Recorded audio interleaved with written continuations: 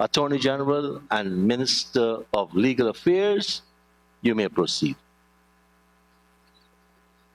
Mr. Speaker, I rise to request that Bill number 22 of 2022, the Court of Appeal Amendment Bill, be read a second time.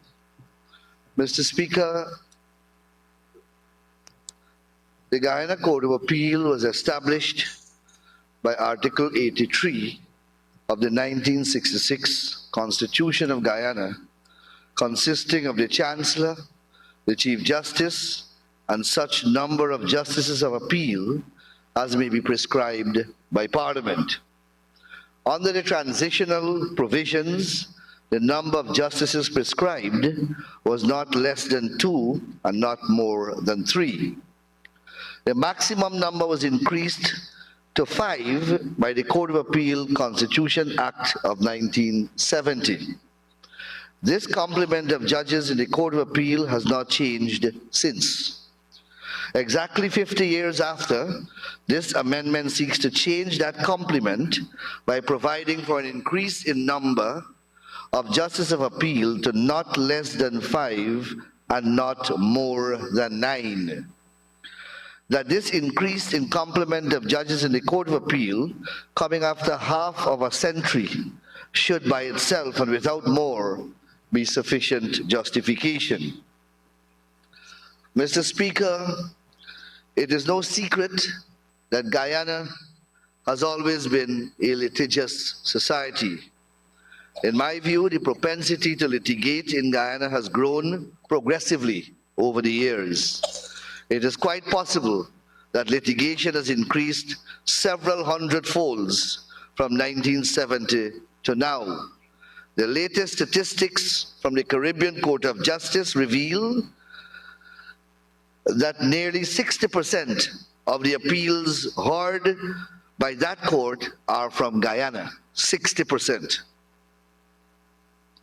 This means that Guyana as a singular jurisdiction sent more appeals to the CCJ than all the other territories combined.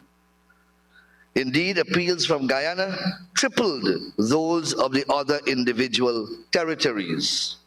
It is therefore both unreasonable and impossible to expect the same number of judges to cope efficiently in the face of such an increase in workload. This amendment is therefore long overdue and should attract no opposition from any rational thinking person. The backlog of cases that has afflicted our judicial system and the consequential injustice, hardship, and I dare say financial and sometimes human ruination are all matters which as leaders we are unfortunately familiar.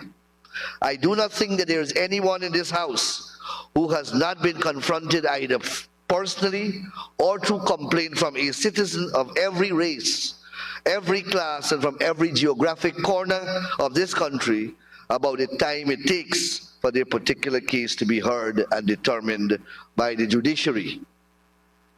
Year after year, the executive has been working with the judiciary by providing finances and different types of support in order to bring efficiency to the judicial process.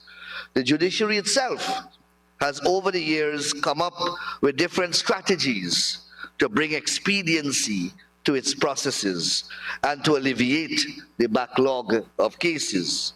Our government has been a willing and reliable partner in supporting the judiciary in every initiative designed to improve the justice system and to bring to its processes greater dispatch. For example, during my last tenure as Attorney General, the audio-video recording system was introduced. This system allowed for the automatic recording of proceedings in court with a written transcript being produced, obviating the need for judges and magistrates to take notes in longhand. This initiative saves hundreds of hours of judicial time. New civil procedure rules were introduced. No one can dispute that these rules have transformed the manner in which civil cases are now being heard and determined. During this period also, and by virtue of an order by President Donald Ramotar, the complement of High Court judges was increased from 12 to 20. During the COVID-19 pandemic, in a unique collaboration between the executive and the judiciary, 30 virtual courts were established at the major prison centers in Georgetown, Lusignan, New Amsterdam, Timehri, and Mazaruni. These courts permit prisoners to have their cases virtually heard by magistrates and judges from the various prison centers via internet link-ups and television screens. This mechanism obviates these prisoners traveling from these centers to various courts across the country. Judicial time and financial resources saved by this mechanism are simply immeasurable. Recently, millions of dollars have been expended to effect physical expansion and renovations at the Court of Appeal building, Kingston, Georgetown.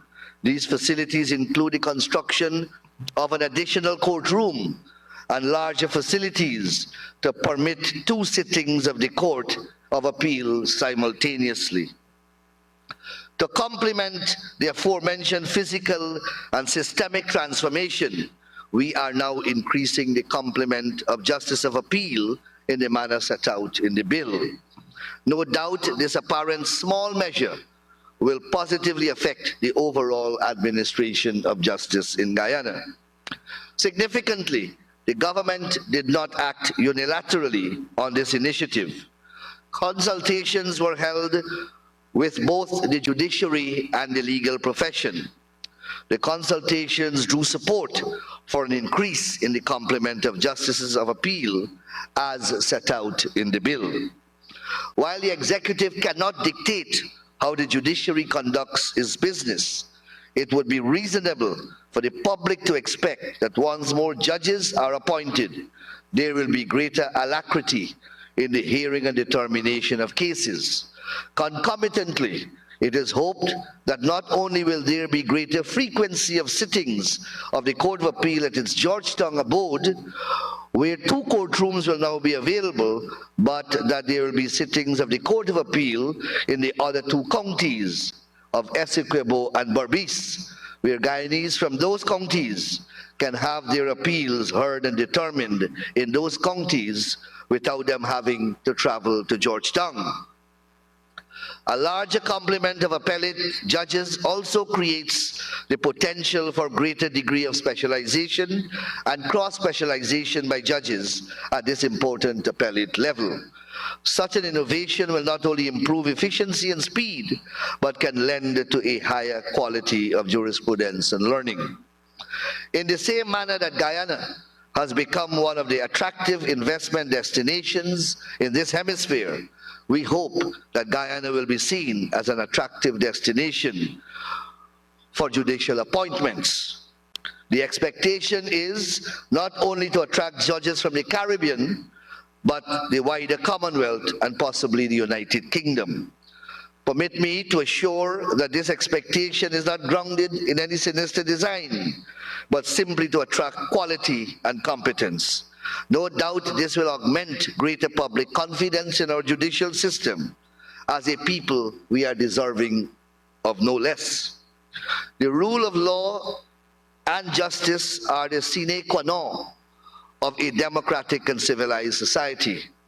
Despite what some may think, no lasting economic or social advancement can be accomplished without them.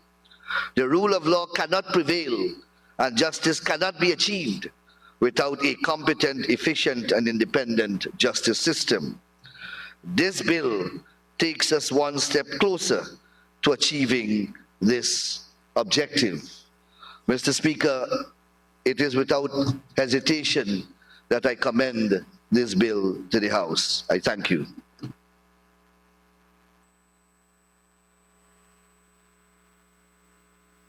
Thank you very much, Honorable Attorney General.